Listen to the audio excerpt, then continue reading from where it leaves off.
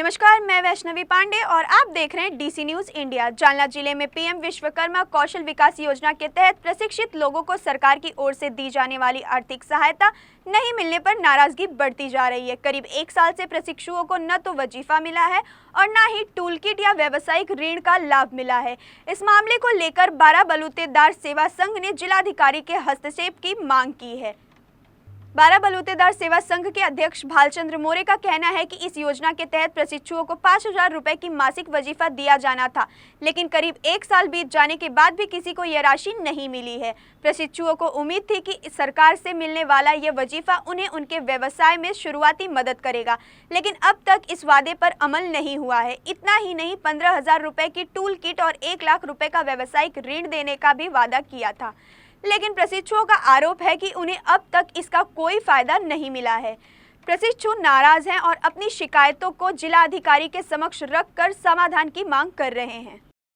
12 बलूतेदार आणि 18 बलूतेदार समाजासाठी समाजातील कारागिरांना पीएम विश्वकर्मा कौशल्य विकास योजना ही लागू केलेली आहे। ही लागू झाल्यानंतर या योजनेमध्ये 12 बलूतेदार समाजांनी प्रशिक्षण घेतलेलं आहे। कुणाला 2 महिने झाले, कुणाला 9 महिने झाले, कुणाला 11 महिने झाले। एवढा कालावधी या प्रशिक्षण घेऊन झालेला आहे, परंतु अजूनही 70% लोकांच्या खात्यावर प्रशिक्षण कालावधीमधील 5,000 रुपये जे मानधन आहे, काही ठिकाणी 4.5 देत आहेत, ते पण देण्यात आलेलं नाही।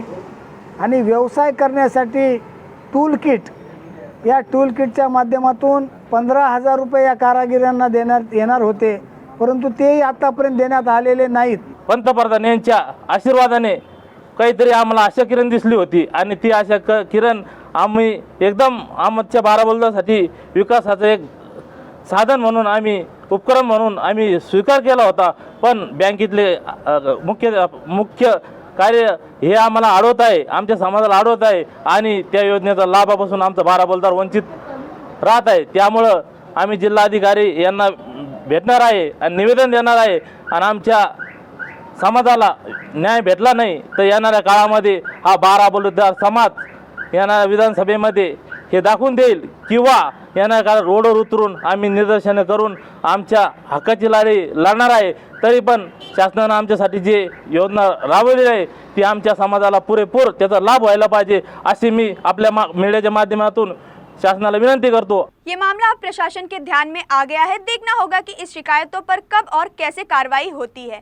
ऐसी और भी खबरों के लिए देखते रहिए डीसी न्यूज इंडिया।